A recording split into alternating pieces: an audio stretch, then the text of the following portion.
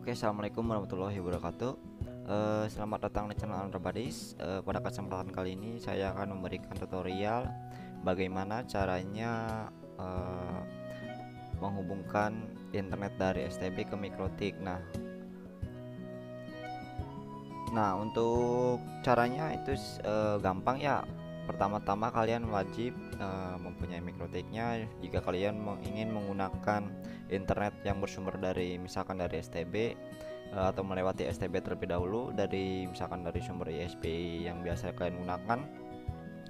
Nah, untuk biasanya yang menggunakan STB kan sistem operasinya OpenWRT-nya atau mungkin yang berbasis Linux seperti itu, namun biasanya ada last time yang sudah ditentukan oleh sistem router OpenWRT-nya. Nah, untuk settingnya agar gimana agar unlimited si IP last time yang diberikan itu nanti kita sesuaikan dulu di Winbox-nya atau Mikrotik kaliannya. Nah, sebelumnya kalian login dulu ke dalam ke dalam Winbox kalian. Terus juga kalian pertama atur IP address ya. Di sini saya untuk jalur internet ISP-nya yaitu dari Ether 1 atau port 1 di Mikrotik. Jadi pertama kita fokus ke Ether 1 ya.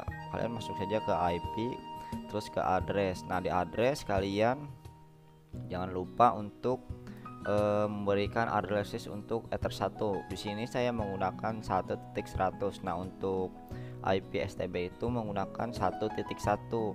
Jadi kalian sesuaikan saja. Jika kalian menggunakan IP misalkan 30, nanti di STB juga kalian tuliskan 30 agar si IP sistemnya itu tidak berubah-berubah. Biasanya jadi sistem operasi OpenWRT ataupun router-router itu memberikan DHCP last time ya, memberikan IP yang hanya ada waktunya itu biasanya 12 jam. Nah, agar unlimited itu kalian sesuaikan di sini terlebih dahulu di address list, terus juga di Ether satunya. Nah, untuk Ether satunya kalian klik aja 2 kali, terus kalian copy aja nih MAC addressnya, copy MAC address. Setelah di copy seperti ini, kalian buka OpenWRT STB-nya. Nah, di sini saya menggunakan STB seri HG, terus juga menggunakan OpenWRT dari hasil compile-nya Bang Rere. Terima kasih untuk yang sudah mengcompile ini. OpenWRT-nya itu sangat bermanfaat dan sangat gampang digunakan untuk mungkin orang yang baru kenal dunia jaringan seperti ini gitu. Nah, pertama-tama di sini saya akan memberikan contohnya ya. Nah, ini yang dimaksud aktif DHCP list.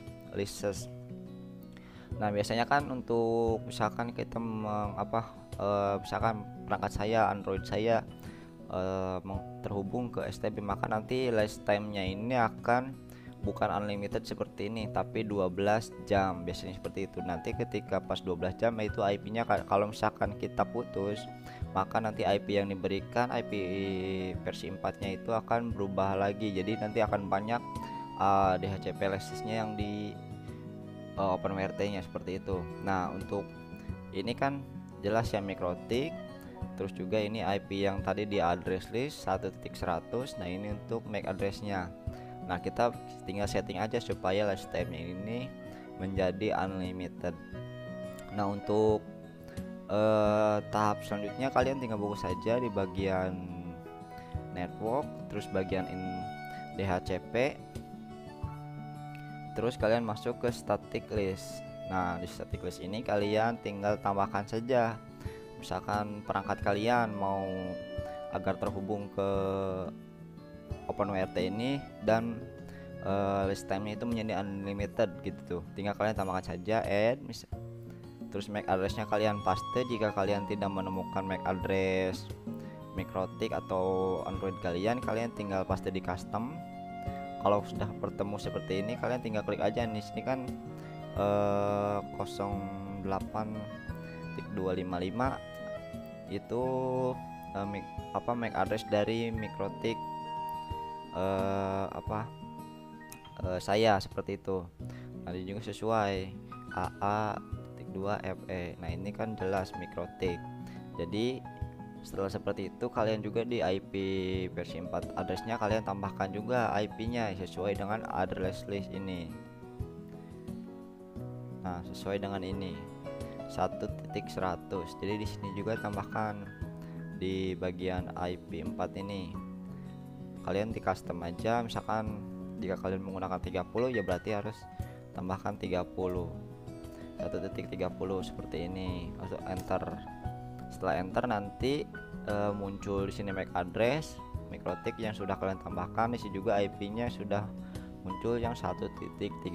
Nah untuk hostname-nya itu kalian beri nama, misalkan mikrotik, atau misalkan nama perangkat Android, misalkan Android, ataupun misalkan router, sesuaikan saja seperti itu.